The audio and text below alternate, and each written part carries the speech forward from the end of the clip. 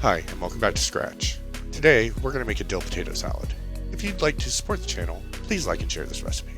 For this, we'll need 1.5 pounds of baby red potatoes, a stalk of celery, a 1/4 cup of mayonnaise, a 1/4 cup of sour cream, a tablespoon of lemon juice, a tablespoon of dried dill, a 1/4 teaspoon of tarragon, 2 teaspoons of minced garlic, and 2 teaspoons of salt.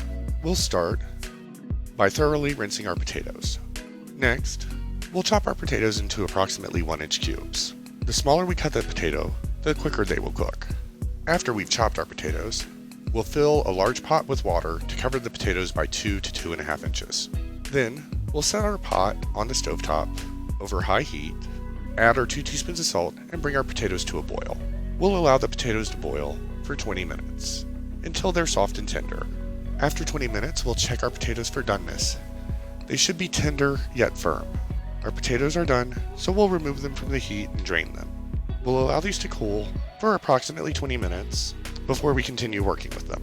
While we're waiting on our potatoes to cool, we'll go ahead and whisk together our 1/4 cup of mayonnaise, 1/4 cup of sour cream, tablespoon of lemon juice, tablespoon of dried dill, 1/4 teaspoon of tarragon, and 2 teaspoons of minced garlic until we have a well combined and creamy dill dressing.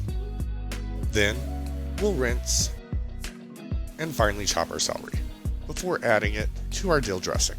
Then we'll add our potatoes and fold everything together until well combined. Once all the ingredients have been folded together, we'll allow this to chill in the refrigerator for at least 2 hours before serving. And remember, if you like the content, please subscribe.